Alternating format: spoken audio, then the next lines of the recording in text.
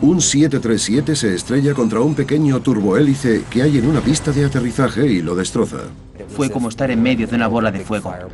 2 meses después del 11S, un Airbus 300 se estrella. La cola se ha roto misteriosamente. ¿Cuánta sangre hay que derramar antes de emprender acciones correctivas? La seguridad tiene un precio.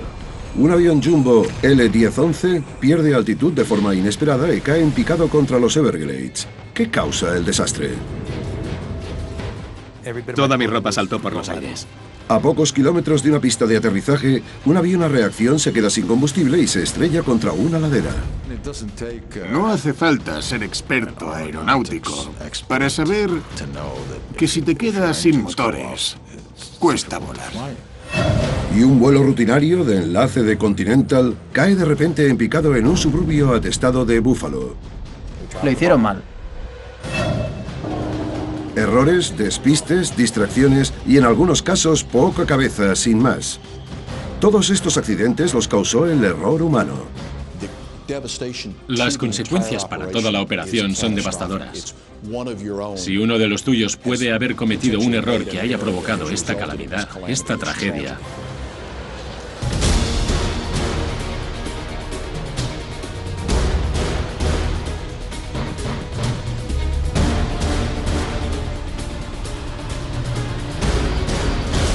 ¿Por qué se estrellan los aviones? Error humano.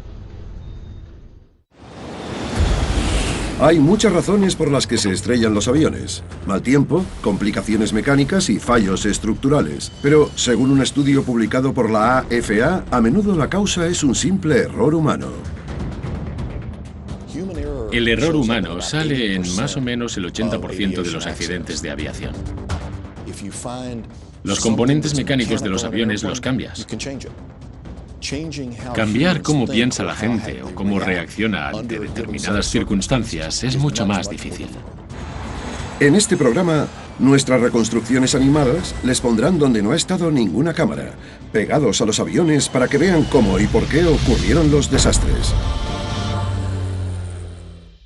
Parece ser un aterrizaje normal. El vuelo 1493 de US Air baja los trenes de aterrizaje principales mientras desciende hasta la pista del Aeropuerto Internacional de Los Ángeles. Y de golpe, el 737 se estampa contra un turbohélice que está en la misma pista, aplastando del todo al avión más pequeño. La ventana empezó a derretirse.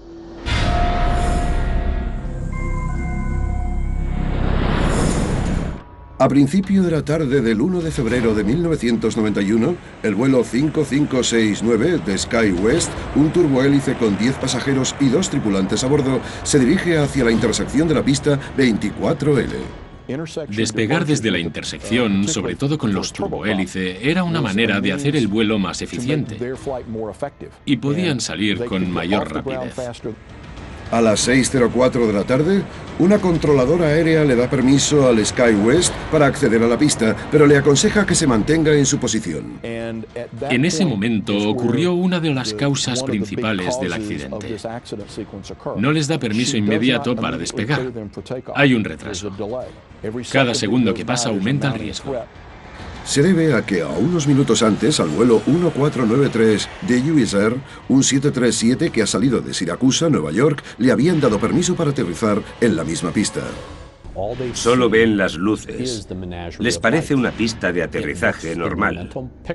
Aunque se van acercando más y más, aún no pueden distinguir las luces del avión de las luces de la pista. Son del mismo color. Los trenes de aterrizaje principales del Boeing 737 tocan tierra y mientras baja el morro, las luces de aterrizaje iluminan al turbohélice. Es la primera vez que el capitán ve el avión. El impacto produce una explosión y el avión pequeño estalla en llamas, pero el 737 no puede parar. A más de 110 kilómetros por hora, derrapa y acaba chocando contra un cuartel de bomberos abandonado. El suelo empezó a agrietarse y empezó a salir humo justo por delante del asiento. Fue como estar en medio de una bola de fuego. Todas las ventanas se iluminaron de naranja. Veía a todos los pasajeros que me tenían a la vista, mirándome. para saber qué hacer. Los auxiliares de vuelo empiezan a dar órdenes para evacuar, pero debido al fuego no se puede usar ninguna de las salidas de la izquierda. La puerta de delante a la derecha está dañada y no se queda abierta.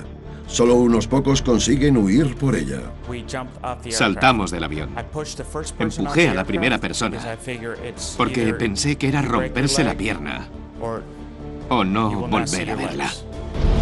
La salida del ala derecha se queda bloqueada, así que solo queda una salida para que huyan los pasajeros, la parte de atrás a la derecha. Al final salen con vida 67 de los 89 pasajeros y tripulantes, pero no todo el mundo llega a las puertas. Nos pusimos donde el morro del avión y vimos al copiloto intentando salir por la ventana. Cogí la escalera, una pequeña de poco más de 3,5 metros, y la arrimé al morro. Pude subir unos peldaños y ayudar a salir al copiloto, sacarlo, acunarlo como a un bebé y bajarlo. Luego lo puse a salvo con otro bombero. El capitán y el auxiliar de vuelo jefe están entre las víctimas. Recuerdo que me sentí muy apenado porque 2 de mi equipo habían muerto y muchos pasajeros. Concentrados en el 737, pocos saben que hay un turbohélice aplastado debajo. El avión está tan retorcido y destrozado que es irreconocible. No hay supervivientes. No supe que le habíamos dado a otro avión hasta que en la terminal nos hicieron el triaje. Les pregunté por la tripulación y me dijeron ¿cuál? A continuación, intentaremos descubrir qué pasó exactamente.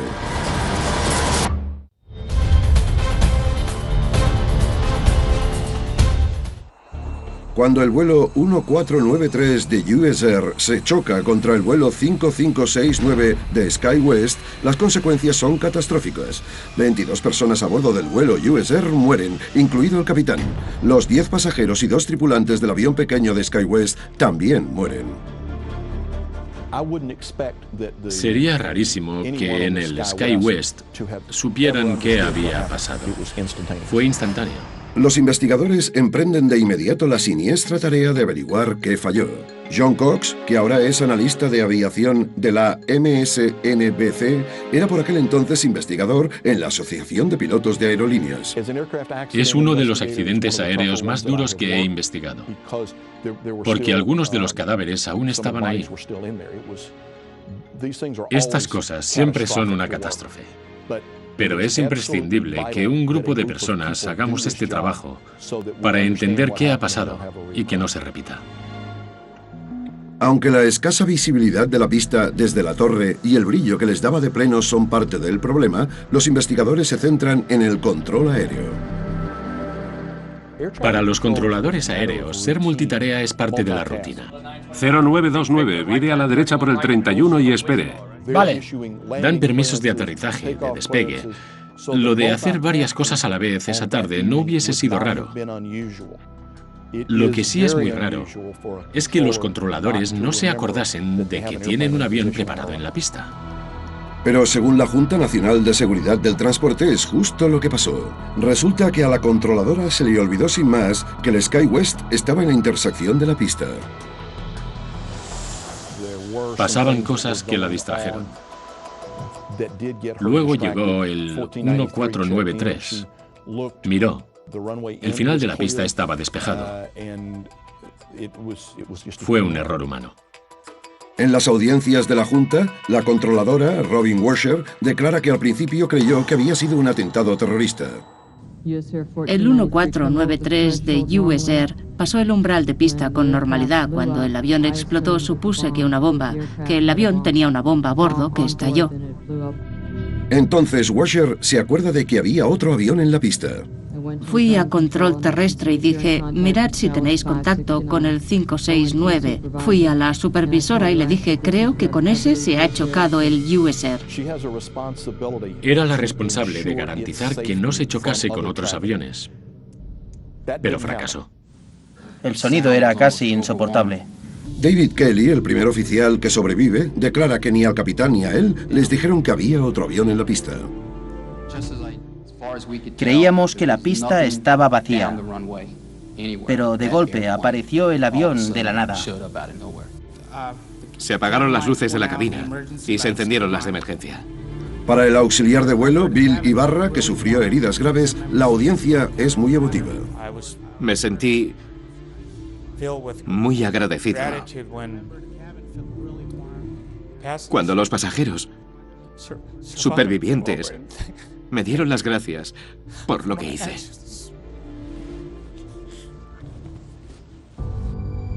Como consecuencia de la colisión, los despegues desde intersecciones de noche ya no están permitidos. Y mientras estén en la pista, a los pilotos se les anima, aunque no se les exige, que les recuerden a control aéreo que están esperando instrucciones. Estos procedimientos se podían haber hecho perfectamente antes del accidente. Se pudo haber evitado sin problemas.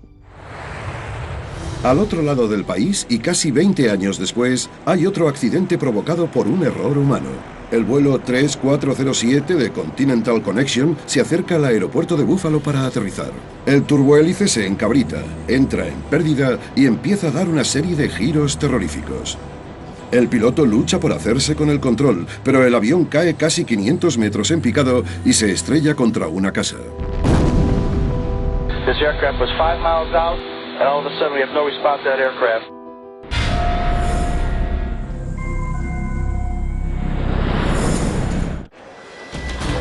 ...12 de febrero de 2009. Las tormentas de invierno retrasan 2 horas la salida del vuelo 3407 del Aeropuerto Internacional de Newark, en New Jersey. Una vez despeguen, el vuelo solo tardará 1 hora en llegar a Buffalo. Pero a poco menos de 5.000 metros de la pista, el capitán se ve en apuros. La velocidad era un poco mayor de lo que esperaba e hizo unos ajustes. Redujo la potencia y extendió el tren de aterrizaje, que incrementa mucho la resistencia. La velocidad descendió con mucha rapidez, tanta que se activó un dispositivo de aviso del avión. El sistema de alerta parece coger por sorpresa al capitán, pero una simple corrección debería bastar para recuperar la velocidad. En vez de bajar el morro para coger más velocidad, le dio máxima potencia y lo elevó. Tendría que haber hecho justo lo contrario. Los aviones suelen volar con el morro ligeramente hacia arriba. Así el aire se mueve más rápido sobre la parte superior del ala que por debajo, creando la importante diferencia de presión necesaria para la elevación que hace que vuelen los aviones. Pero si se eleva demasiado, el aire empuja contra el ala en vez de fluir por ella y hace que el avión entre en pérdida. Cuando entró en pérdida, el avión se volvió inestable. Rodó hacia un lado y luego hacia el otro. Seguía con el morro elevado. El sistema de protección de pérdida del avión intenta tomar el control bajando el morro para ganar velocidad. Pero el capitán sigue elevándolo, haciendo así que el avión vuelva a entrar en pérdida. Tras 3 entradas es imposible recuperarse. El avión se estrella en el centro del pueblo de Clarence, a 8 kilómetros al noreste del aeropuerto de Buffalo. Todos los que van a bordo, así como una persona en tierra, mueren. Una de las víctimas es la hija del expiloto de Continental, Mike Loftus. Madeline iba a un partido de reunión. Era un partido del programa femenino de los alumnos de la Universidad del Estado de Buffalo. Puse un momento la tele por la noche para verla. Y entonces vi todas esas llamas y apagué la tele. A continuación, la falta de experiencia desemboca en desastre para un piloto que malinterpreta el avión y las circunstancias.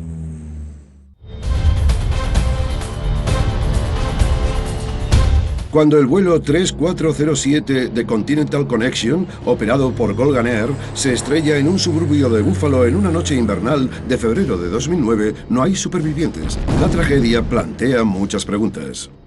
La velocidad disminuyó y tras seguir con lo del morro y los giros, el avión cayó en picado y tuvo un descenso pronunciado del que no se recuperó.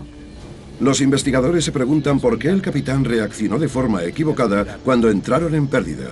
Según la Junta, parte del problema pudieron haber sido las habilidades básicas del piloto. El informe dice que el capitán, Marvin Renslow, nunca le reveló a Colgan, el operador regional del vuelo 3407, que había suspendido varios exámenes de certificación. Parece ser que no fue sincero del todo con eso. Pero mientras estuvo en Colgan, También suspendió algunas de las pruebas en los vuelos de prueba que hizo.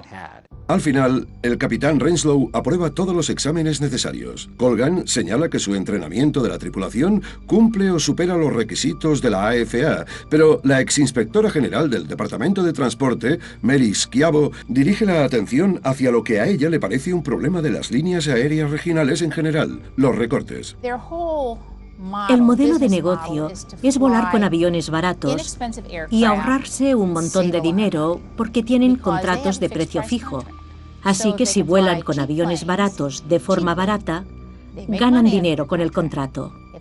Si los pilotos y los aviones son más caros, no.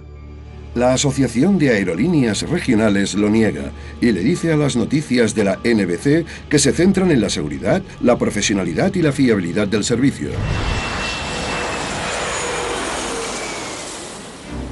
Aún así, hay diferencia en el sector sobre cuántas horas de vuelo hacen falta para pilotar un avión comercial. Puedes acabar con apenas 350 horas de experiencia.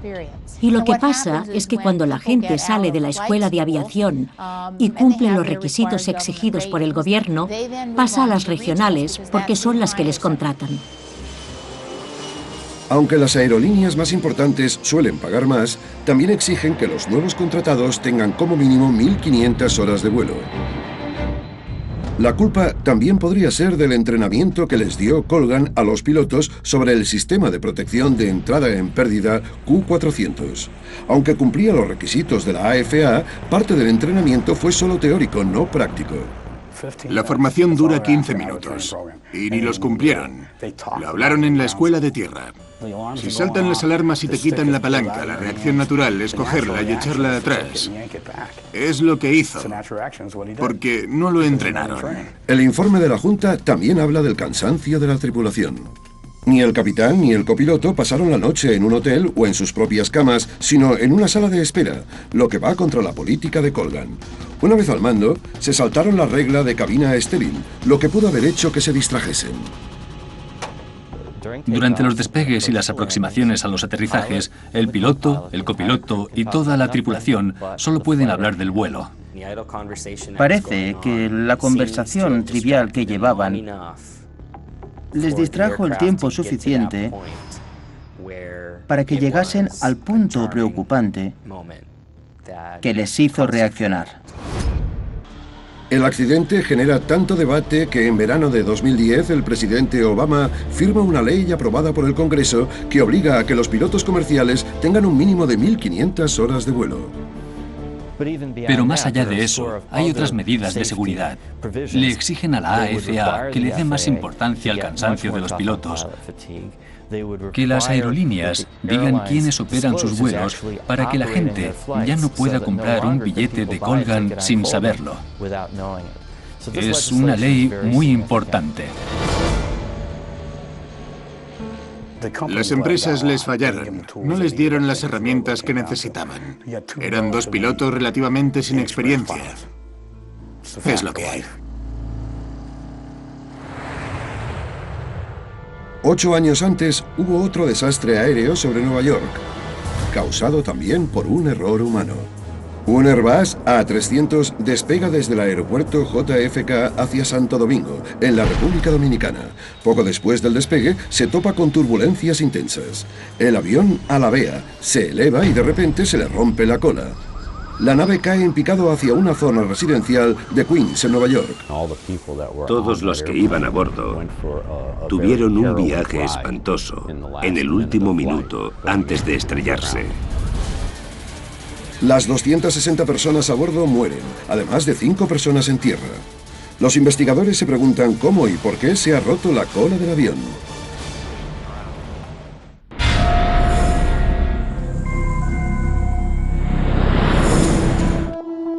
...12 de noviembre de 2001... ...una mañana soleada de otoño... ...el vuelo 587 de American Airlines se eleva hacia los cielos... En la cabina hay 2 pilotos con experiencia... ...el copiloto Sten Mollin y el capitán Ed States. Le encantaba ir en avión. Le encantaba estar al mando. Respetaba el papel y el trabajo de todos. El copiloto lleva el avión que va a unos 8 kilómetros por detrás de un 747 que se dirige a Japón. Pero como el Airbus se eleva más rápido que el avión delante de él, el vuelo 587 enseguida se mete en la estela del 747, lo que hace que el avión de American Airlines tenga turbulencias. Esto no es raro. Las estelas de los aviones se parecen mucho a las de los barcos. El vehículo crea un desplazamiento en el fluido, en un caso el agua, en este el aire. Esta simulación de la AFA muestra a otro avión metiéndose en turbulencias de la estela. Las puntas de las alas crean lo que se llama estela turbulenta. Es como un cono enorme que sale del extremo del avión de delante. Si el que va detrás lo intercepta, notas como vaivenes. Normalmente dura poco, pero puede haber varios. Es justo lo que pasa con el vuelo 587. Hay dos estelas turbulentas. Aunque el ojo humano no las ve, las hemos representado en la reconstrucción. La primera hace que el avión alabee a la izquierda y el copiloto retoma el rumbo enseguida. Pero 15 segundos después, el avión coge otra estela. Cuando el piloto se metió en la estela turbulenta y el avión empezó a ladear, hizo las correcciones de control de vuelo que consideró necesarias para volver a estabilizar el avión. Pero en vez de estabilizarse, el avión se mueve violentamente en los tres ejes de vuelo. Alabea a izquierda y derecha, va de un lado a otro y sube y baja. Entonces ocurre lo impensable, se rompe la cola. El avión alabea a la izquierda y se desploma en el barrio residencial de Bell Harbor, en Queens.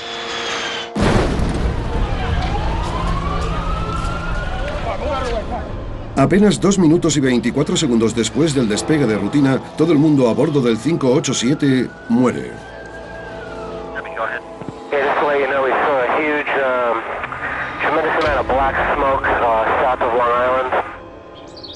La mujer del capitán Ed States, Mary, está en casa cuando se entera de que ha habido un accidente en Long Island y se pone en contacto con American Airlines. Hablé con uno de los pilotos jefe de Nueva York. No fue la mejor manera de decírmelo, pero pregunté que si Ed era el piloto y me dijeron que sí. Son unas pérdidas terribles, una situación espantosa en un barrio residencial. Parece una zona de guerra. Si lo has visto por la tele, es horrible. Sucede apenas 2 meses después del 11S y la gente se pregunta si ha sido otro ataque terrorista. Estén todos tranquilos. Hemos hablado con la Casa Blanca. Tenemos protección aérea. En plena situación de ansiedad, la Junta trabaja para averiguar por qué se rompió la cola del avión. A continuación, indignación por la causa oficial del accidente del vuelo 587 de American Airlines.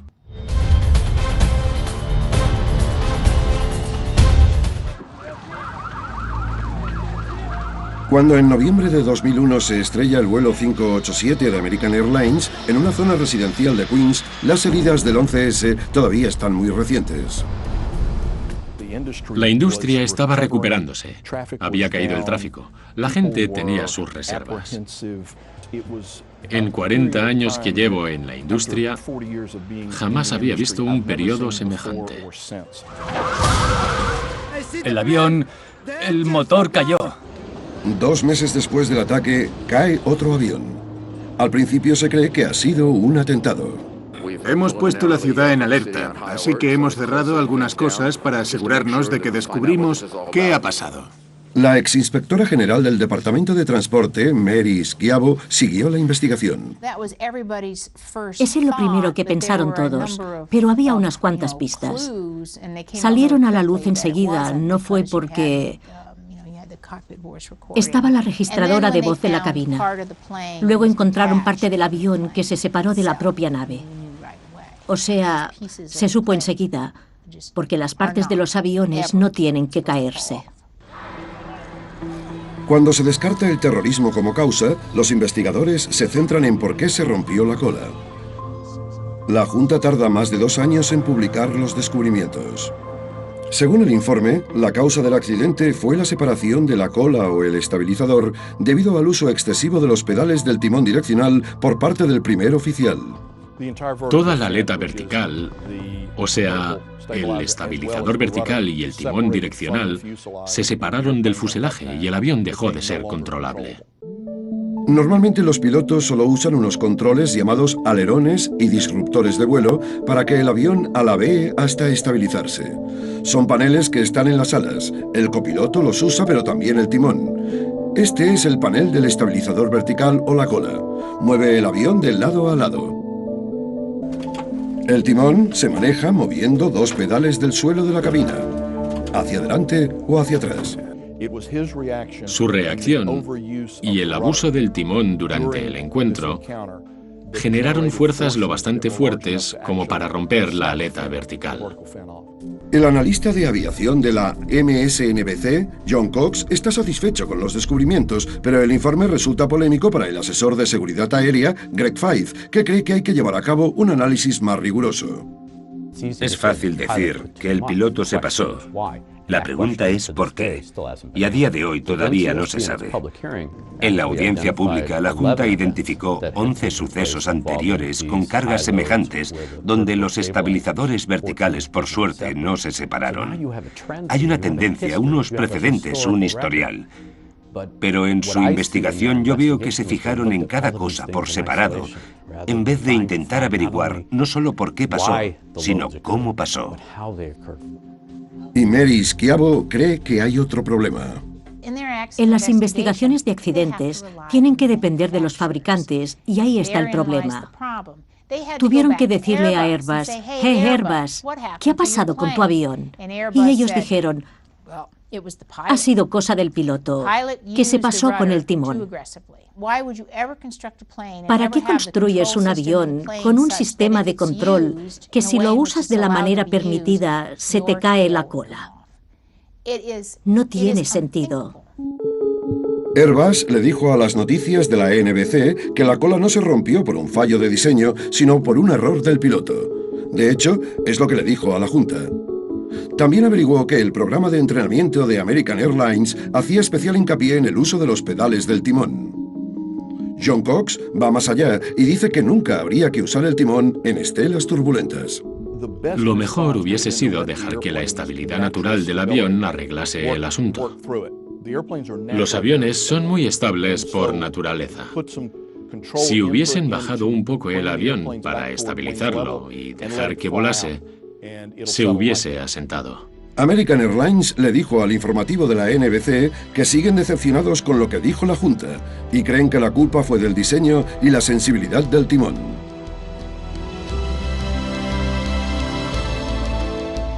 Una década después del accidente, el informe no ha cambiado, pero en agosto de 2010 la Junta empezó a reexaminar incidentes parecidos e instó a las agencias a que se fijasen mejor en el diseño del timón. Ahora los pilotos saben que no hay que mover tanto el timón con los pedales para crear una gran fuerza aerodinámica. Es una gran herramienta para ayudar al piloto a controlar el alabeo. Así que han de tener cabeza y usarlo como último recurso. Pero saber esto ha tenido un precio exorbitante. En el sector de la aviación se dice, ¿cuánta sangre hay que derramar antes de emprender acciones correctivas? La seguridad tiene un precio. A continuación, un avión se estrella contra los Everglades sin previo aviso. La cola volcó y entonces el suelo se partió y me caí.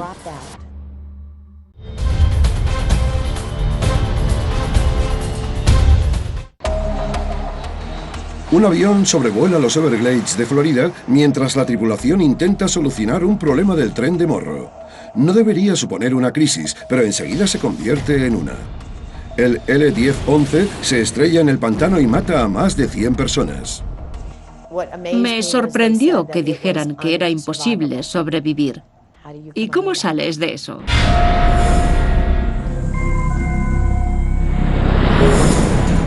29 de diciembre de 1972. El vuelo 401 de Eastern Airlines está en la última etapa de su vuelo desde el JFK hasta el Aeropuerto Internacional de Miami. A bordo van 163 pasajeros y 13 tripulantes. Ron y Lily Infantino se han casado 20 días antes y vuelven de luna de miel. Era un vuelo perfecto, tranquilo y relajado. La noche estaba muy oscura. El L-10-11 está a solo 8 kilómetros de la pista cuando el piloto extiende los trenes de aterrizaje. Las luces verdes indican que los trenes principales están fuera, pero la del tren del morro sigue apagada. No indicaba que el tren del morro estuviese extendido o no. No indicaba en qué posición estaba. Por eso interrumpieron el acercamiento y le dijeron a control aéreo que necesitaban tiempo para solucionar un problema técnico. Sin saber lo que pasa en la cabina, la azafata Beverly Raposa nota que el avión se aleja del aeropuerto. No me preocupé porque esas cosas pasan. Teníamos teléfonos en cada asiento de los auxiliares por si pasaba algo. En caso de problema, el piloto nos hubiese llamado. Para identificar el problema, el L-10-11 sube a 610 metros y se dirige al oeste, hacia los Everglades. El capitán activa el piloto automático. Todos queremos encontrar soluciones. Es natural, somos humanos. Queremos cumplir la misión. La tripulación sospecha que solo falla la bombilla. El copiloto empieza a cambiarla, pero no consigue meter la nueva. Estuvo peleándose con la bombilla varios minutos. El capitán le dijo al ingeniero de vuelo que bajase por si podía ver una guía de alineación que hay en el tren de morro, que puede verse por una ventanita que hay bajo la cabina de vuelo. Pero está demasiado oscuro para ver, mientras el capitán y el copiloto siguen peleándose con la bombilla. Aquí empieza la naturaleza traicionera del error humano. Lo ideal es que alguien se centre exclusivamente en vigilar el piloto automático. Pero como al primer oficial le estaba costando tanto lo de la bombilla, el capitán comprensiblemente le quiso ayudar. Y entonces el piloto automático se quedó sin vigilancia. La tripulación no sabe que el avión está descendiendo lentamente de 610 metros a 274. Entonces la torre de control les dice: ¿Cómo vais, Eastern? El primer oficial se da cuenta de que a la altitud le pasa algo. Responde: seguimos a 610, ¿no? El capitán mira y dice: ¿qué ha pasado con la altitud? Y empiezan a tomar medidas. Pero ya es tarde. Los motores rugieron y chocamos. Entonces todo explotó. Hubo una enorme bola de fuego. El avión se hace pedazos. Los restos se esparcen por una zona muy grande. Yo estaba en la cola y esa sección se rompió. Empezamos a girar más de 450 metros. Al final, la cola volcó y entonces el suelo se partió y me caí. En el pantano, Raposa sigue con el cinturón de seguridad puesto mientras le cae combustible encima. Hay un silencio sepulcral. Al principio grité: ¡que alguien me ayude! Pero no oía a nadie y empecé a pensar: ¡madre de Dios, igual soy la única superviviente! Pero no está sola. Nunca he estado tan a oscuras en toda mi vida. Estaba oscurísimo. Solo podías notar que tenías a alguien delante si le olías el aliento. Si no, ni te enterabas. El pasajero Ron Infantino es uno de los 75 pasajeros y tripulantes que sobrevivió de milagro. Está hasta el cuello de agua de pantano. Toda mi ropa saltó por los aires. Solo me quedaron las gomas de los calcetines. Creí que era una pesadilla. No me lo creía. Estaba en shock. Y claro, mi mujer fue la última vez que la vi. No volví a verla. En realidad, Lily, la mujer de Ron, sobrevive al impacto, pero se queda inconsciente y se ahoga boca abajo en el agua. El capitán y el copiloto, así como otras 98 personas, también mueren. ¿Qué es lo último que recuerda? No me acuerdo de nada. Pero la azafata, Patricia McQuick, logra sobrevivir. Seguía en el asiento, encima de los restos. No podía salir. No llevaba zapatos. Parte del uniforme salió volando y yo estaba atada. Los investigadores federales llevarán a cabo una investigación pública del accidente del Jumbo de Eastern Airlines cerca del aeropuerto de Miami. ¿Pero qué provocó que el avión se estrellase? El misterio es por qué el piloto automático no pudo mantener la altitud. Resulta que no fue un fallo mecánico, sino un error humano. Según el informe de la Junta, cuando el capitán se inclina para ayudar con la bombilla del indicador del tren de aterrizaje, le da a la columna de control, apagando el piloto automático. Suena el aviso, pero nadie se da cuenta. La tripulación no solo no actuó, es que ni lo oyeron. Y si lo oyeron, no se dieron cuenta de su relevancia. Fue un fiasco, porque todos se centraron en la bombilla. Para ahondar aún más en la tragedia, los investigadores descubren que el tren de Morro había estado extendido todo el rato. Hay que decir que los aviones también pueden aterrizar de manera segura con solo el tren principal, así, pero los expertos en aviación afirman que la tripulación siguió el procedimiento correcto. Los pilotos siempre llevan combustible de reserva, o sea que no es que les surgiese aterrizar. Si aterrizaban con el tren de Morro recogido, habría daños. Estaría fuera de servicio durante un tiempo y habría una investigación. De la tragedia de 1972 salió Gestión de Recursos de la Tripulación, un requisito de formación que exige que siempre tiene que haber alguien vigilando el rumbo del avión. Si hay un problema, gestión de recursos de la tripulación significa que el capitán tiene que nombrar a alguien para que controle el avión mientras intentan solucionar el problema, ya sea en la cabina o donde los pasajeros. También se ha mejorado el piloto automático. El sistema de aviso hace más ruido y hace falta más fuerza para desactivarlo. Gracias. Muchos supervivientes han seguido en contacto y quieren hacer un monumento conmemorativo. Algunos volvieron con nosotros al lugar del accidente. Venir aquí sigue siendo muy duro. Es increíble que sobreviviese. Si cierro los ojos, ¿sí? Aún puedo ver el choque exactamente cómo pasó. Es increíble. Quiero verlo. Dicen que, aunque sea increíble tras tanto tiempo, aún hay restos del avión en el pantano embarrado. Ahí está. 4,5 metros de ala parcialmente al descubierto. Ahí se ve al descubierto. El resto está bajo el agua, pero se ve. Aún se ven algunos de los colores de Eastern. ¿Veis el azul? Casi 40 años después, Patricia McQuick sigue siendo azafata. Ron Infantino volvió a casarse y Beverly Raposa sigue volando a menudo por cuestiones de trabajo, pero no se olvidan del accidente. Estaban tan distraídos con la bombilla que nadie pilotaba el avión. ¿Te lo imaginas? A continuación, un avión colombiano se estrella misteriosamente a pocos kilómetros de su destino.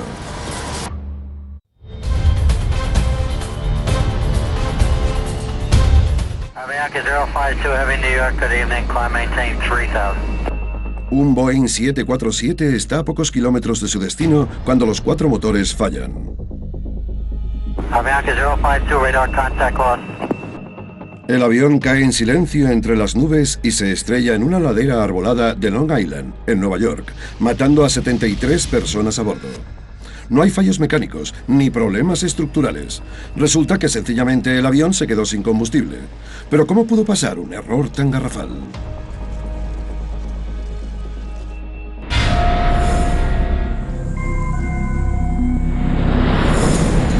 25 de enero de 1990, cuando el vuelo 052 de Avianca sale de Medellín, Colombia, poco después de las 3 de la tarde, a los tanques les sobra combustible para recorrer casi 3.400 kilómetros hasta Nueva York. Al despegar llevaban casi 37.000 kilos de combustible en el avión. Habían calculado cuánto combustible gastarían en ir a Nueva York, la reserva, el combustible de espera y también tenían combustible suficiente para ir a Boston y aterrizar. Llevan combustible de sobra, así que no debería haber problemas, pero enseguida surge uno. En Nueva York hacía mal tiempo, así que conforme llegaron a la costa este, les dieron instrucciones de esperar. Les tocó esperar 3 veces. En total, esperan 77 minutos. Sobre las 8:20 apenas les quedan unos 6.350 litros de combustible que dan para otra hora o así de vuelo.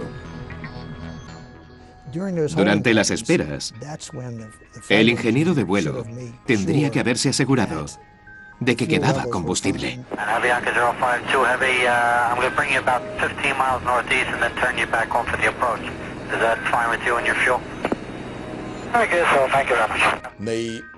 Le preguntaron a control aéreo cuánto iban a tardar.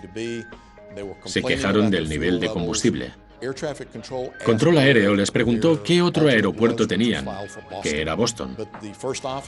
Pero el primer oficial, que es el que manejaba la radio, les dijo que ya no podían llegar. Control aéreo no se enteró de esa frase tan relevante. A las 9:22 de la noche, al vuelo 052 de Avianca le dan por fin permiso para aterrizar. Pero sobre el JFK hay nubes muy bajas y una fuerte cizalladura, así que el piloto no lo intenta. Vuelven a desviar el avión del aeropuerto. El primer oficial no usó la palabra emergencia.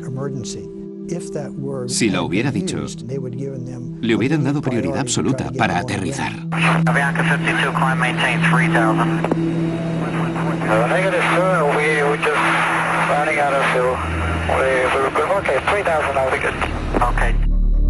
A las 9:34 de la noche, el vuelo 052 se queda sin combustible. Los motores se apagan. El pasajero, Néstor Zárate, recuerda el silencio horrible. Que no se oiga el ruido es espantoso, porque está el viento contra el fuselaje. En ese momento se desató el caos. La tripulación le dice tranquilamente a control aéreo que los motores han fallado. Los redirigen enseguida al JFK, pero ya es tarde. Cuando el Boeing 707 se estrella en una ladera de Oyster Bay, la cabina se rompe, matando a los pilotos y al ingeniero de vuelo. Están a poco menos de 27 kilómetros del aeropuerto. Milagrosamente sobreviven 85 de las 158 personas a bordo. Se quedan inmovilizadas bajo los restos, pero no hay fuego. Está claro que si el avión hubiese tenido combustible, estarían todos calcinados. El informe de la Junta dice que la causa del accidente es un error humano, que la tripulación no gestionó bien el combustible o que no supo ver lo bajos que estaban los niveles. Cuando hablamos hoy con los controladores de la TradeCon, ninguno era consciente de las preocupaciones sobre las prioridades y el combustible. El accidente del vuelo 052 de Avianca demuestra que pese a que ha habido muchos avances en la tecnología aeronáutica, la comunicación entre la cabina y control aéreo es vital para que el vuelo sea seguro. Hizo más hincapié en un problema muy extendido en el sector. Hay que asegurarse de que no solo se transmiten las palabras, sino también de que se transmite que se ha entendido, que ha habido comprensión. Creo que nuestra tripulación tendría que haber sido más directa y clara a la hora de expresar la necesidad de tener trato preferente esa noche. Se esperaron demasiado. Tardaron demasiado en decidir. Ahora los pilotos trabajan de forma mucho más eficiente en equipo. Este es un caso en el que la cooperación básica podría haber traído unas consecuencias distintas. Sorprendentemente, y como hemos visto, era posible sobrevivir a muchos de estos accidentes, pero se puede tardar toda la vida en recuperarse. Todos quedaron hechos polvo, física y psicológicamente, por el accidente. Sobrevivir a esto es un milagro. Y hay que darle gracias a Dios o al destino por brindarnos una segunda oportunidad. Pero hay que pagar un precio.